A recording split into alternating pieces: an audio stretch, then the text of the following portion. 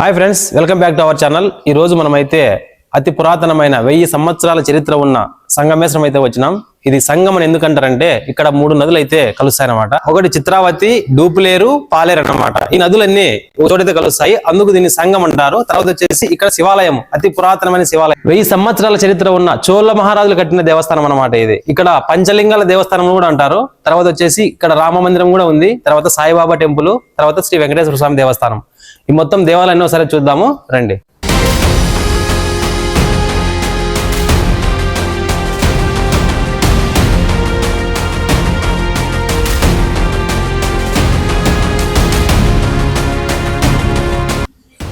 చూడండి, ఇక్కడైతే మనకు చిత్రావతి నది అయితే దగ్గర అనమాట, పక్కనే నది ఒడ్డునే ఉంది కాబట్టి చాలా అద్భుతంగా అయితే ఉంటుంది ఈ టెంపుల్. ఇంకో ఇది చూసినారా, ఒక రాయి, ఇదంతా ఈ రాయి మీద అయితే కట్టినాడు గుడి.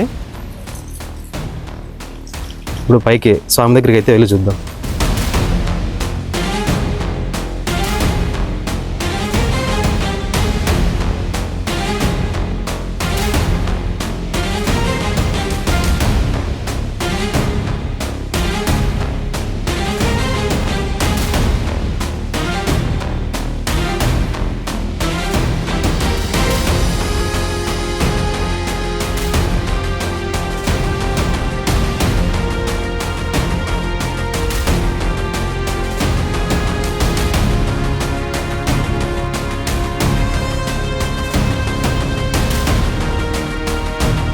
అర్చకులు అయితే ఉన్నారు, ఒకసారి స్వామిని అయితే అడుగుదాము. స్వామి పేరు ఏం పేరు స్వామి? అమళ్ళదిన్న జయకుమార్ శాస్త్రి.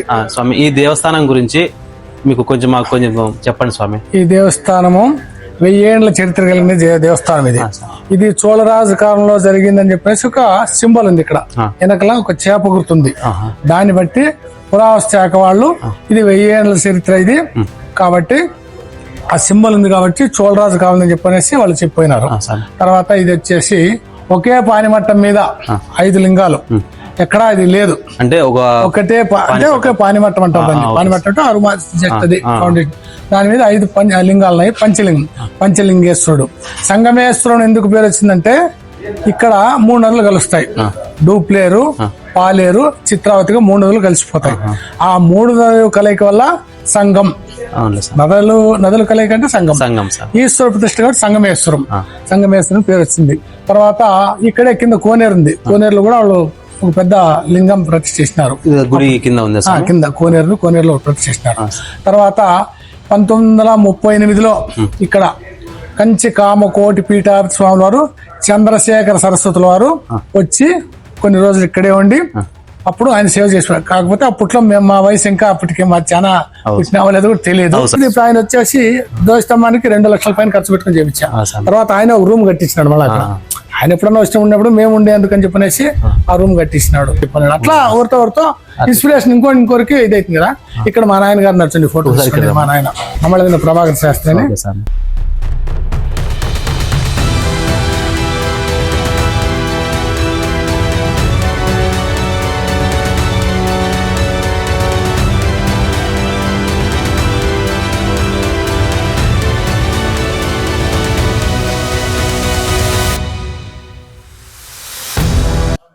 ఇది వచ్చేసి చోళరాజు పరిపాలనా కాలంలో కట్టిన దేవాలయం అంట. ఇక్కడ వచ్చేసి ఈ సున్నం వేయడం ద్వారా మనకు కొన్ని శాసనాలు అయితే దీంట్లో కలిసిపోయినాయి పెయింట్లో. లేకుంటే ఇదంతా మొత్తం మంది శాసనాలు ఉన్నాయంట దీంట్లో. ఇదంతాను చూడండి ఒకసారి దేవస్థానం. చాలా అద్భుతంగా అయితే ఉంటుంది దేవస్థానము. మీరు కూడా ఎప్పుడైనా రావాలనుకుంటే ఖచ్చితంగా అనంతపురం వచ్చినప్పుడు కానీ, ధర్మవరం వచ్చినప్పుడు కానీ ఖచ్చితంగా అయితే వచ్చి దేవస్థానం అయితే విజిట్ చేయండి. చాలా అద్భుతంగా ఉంటుంది.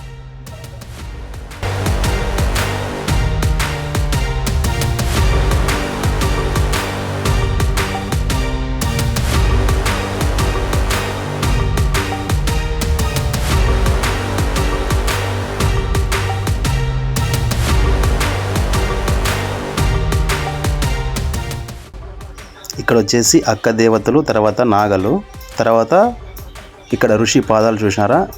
ఇక్కడ ఋషి ఒక తపస్సు చేసేవాడు కదా ఆయన ఇక్కడ, అందుకు ఆయన గుర్తుగా అయితే ఇక్కడ పెట్టినారన్నమాట.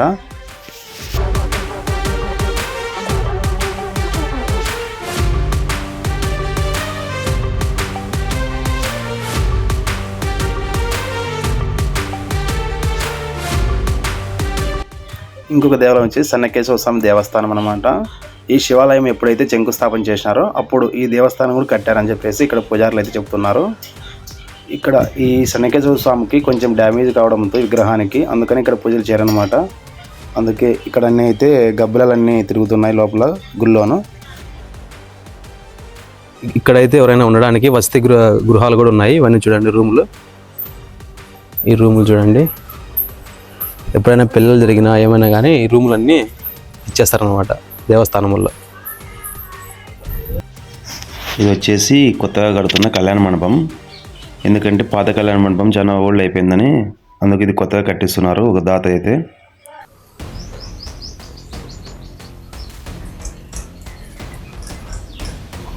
ఇక్కడ వచ్చేసి కోనేరు.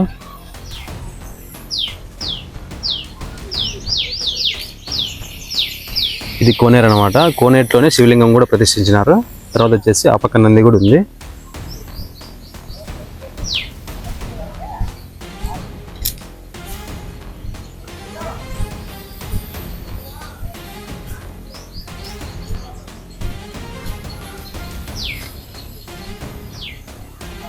ఎక్కడ చూసినా శివునికి గంగ ఎప్పుడు ఉండాల్సిందే కదా, అందుకు కోనేరులోనే శివుడిని ప్రతిష్ఠించినారు.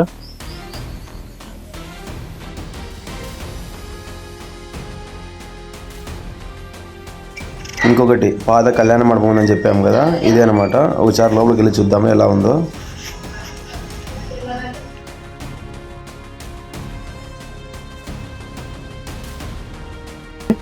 ఇది వచ్చేసి కళ్యాణ మండపం. ఏ పెద్దయా బాగున్నావా? పెద్ద ఆయన వచ్చేసి వాచ్మెన్ అంటే ఇక్కడ. ఎప్పుడు ఇక్కడ ఉంటావు పెద్ద నువ్వు? ఎప్పుడు ఇక్కడే ఉంటావా? డైలీ? అవునా?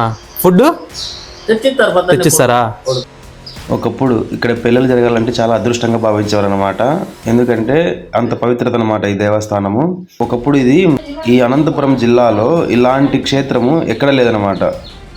ఇక్కడ చాలామంది అయితే భక్తులు వచ్చేవారు. కానీ కాలక్రమేణా ఈ కళ్యాణ మండపాలన్నీ ఎక్కువ కావడంతో ఇక్కడైతే పెళ్ళిళ్ళు చాలా తక్కువ జరుగుతున్నాయి ఇప్పుడైతేను. చూద్దాం ముందు ముందుకు ఇంకా ఏమైనా బాగా జరుగుతాయేమో.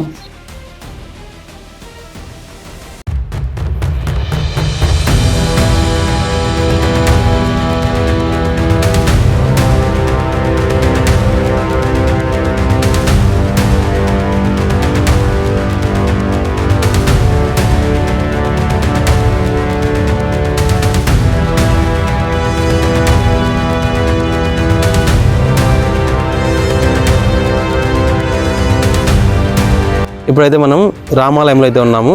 అతి పురాతనమైన రామాలయం అనమాట ఇది. దాదాపు 1000 సంవత్సరాల చరిత్ర కలిగిన రామాలయం. ఫస్ట్ కట్టినది అయితే శివాలయం అనమాట. ఇక్కడ ప్రత్యేకంగా శివునికి ఇక్కడ ఎక్కువ ప్రాధాన్యత ఇస్తారు.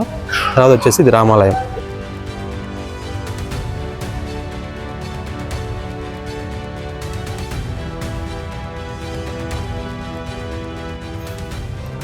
ఈ రామాలయానికి వచ్చేసి ఒక ప్రత్యేకత ఉందన్నమాట.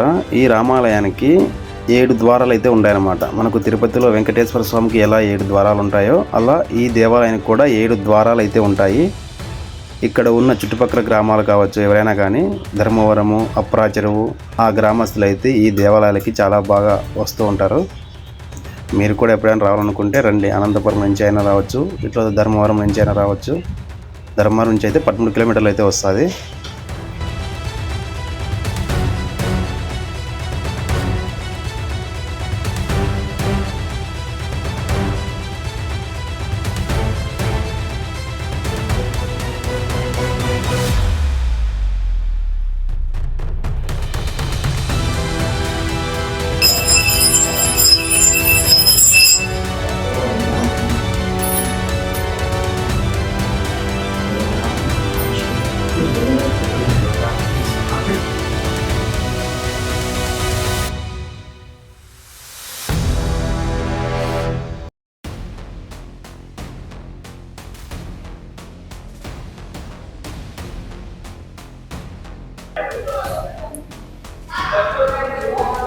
ఇక్కడ వచ్చేసి మనకు మొట్టమొదటిగానే విఘ్నేశ్వరుడు అయితే దర్శనమిస్తాడు.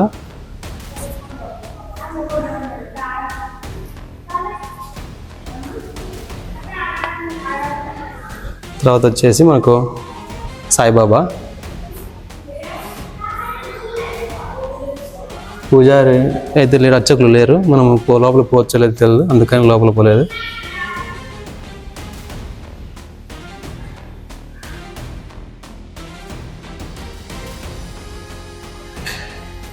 తర్వాత వచ్చేసి దత్తాత్రేయుడు.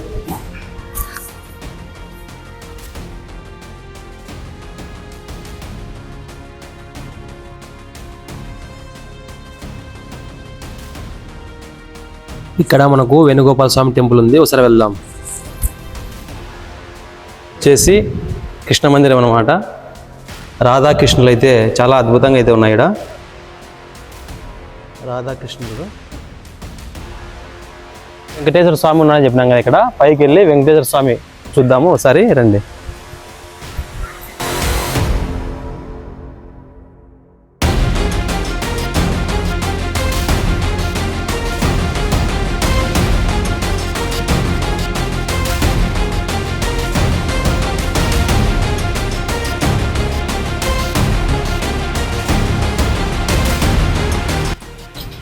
ఇక్కడైతే మనకు మొట్టమొదటిగా ఇక్కడ వినాయకుడు అయితే దర్శనం ఇస్తాడు,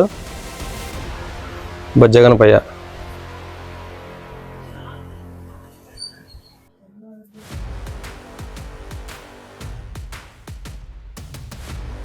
ఇక్కడ వచ్చేసి ద్వారపాలకులు ఫస్ట్కే.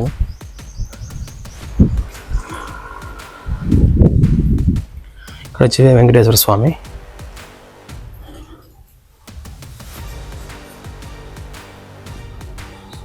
హైట్ వచ్చేసి దాదాపు 7 అడుగులు ఉంటాడు ఇక్కడ స్వామి విగ్రహం అయితే.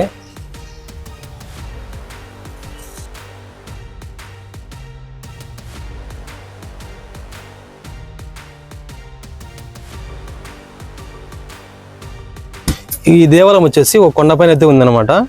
చుట్టూ అయితే తోటలన్నీ ఉన్నాయి. ఈ దేవాలయానికి వచ్చేసి ఇక్కడ కంచె కూడా వేశారనమాట. ఎందుకంటే ఏమైనా ఇక్కడ జంతువులు వచ్చినా కూడా ప్రజలకు ఇబ్బంది ఉండకూడదు అని చెప్పేసి పైన ఈ కంచె కూడా వేసినారు. ఈమె పద్మావతి దేవి. సపరేట్ ఉన్నాయన్నమాట ఇక్కడ దేవస్థానాలు అయితే. పద్మావతి దేవికి వెంకటేశ్వర స్వామికి సపరేట్ దేవస్థానాలు ఉన్నాయి. ఇక్కడ ఈ దేవస్థానం కూడా కంచె వేసినారు. చూడండి, మనకు చిత్రావతి నది కూడా దగ్గరలో అయితే కనిపిస్తుంది. ఇక్కడ ఇది చిత్రావతి నది.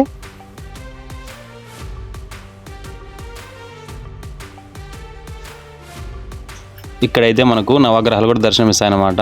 మనకు ఈ సంగమేశ్వరం ఊర్లోకి ఎంట్రన్స్లోనే మనకు చిత్రావతి నుంచి వస్తే, చిత్రావతి నది ఒడ్డున వస్తే మనకు ఇక్కడ నవగ్రహాలు కూడా దర్శనమిస్తాయన్నమాట. అతి పురాతనమైన నవగ్రహాలు అనమాట. ఫస్ట్ వచ్చేసి ఇక్కడ చుట్టుపక్కల దేవాలయాల్లో ఎక్కడే కానీ నవగ్రహాలు లేవన్నమాట. ఇక్కడ ఈ దేవాలయంలోకి వచ్చి నవగ్రహాలకు పూజ చేయాలన్నా కానీ అన్నీ ఇక్కడే చేస్తా అంటారనమాట. అంత పవిత్రత అయితే ఉంది ఈ దేవస్థానం అయితే. కానీ కాలక్రమేణా చాలామంది అయితే ఇక్కడ రావడం మానేసినారు భక్తులు. ఎందుకంటే గుళ్ళు ఎక్కువైనాయి, అందువల్ల ఇక్కడికి రావడం మానేసినారు. కానీ ఇక్కడైతే పవిత్రత చాలా ఉంది. ఇక్కడ వచ్చేసి ఆంజనేయ స్వామి దేవస్థానము. కాకపోతే ఇక్కడ గుడికి అయితే వాకిలు వేసినారు. కానీ మీకు చూపిస్తా స్వామిని.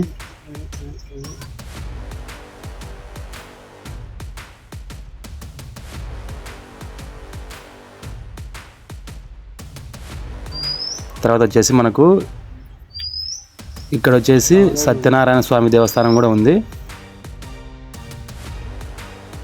ఇక్కడ కనిపిస్తుంది కదా, ఇది సత్యనారాయణ స్వామి అన్నమాట.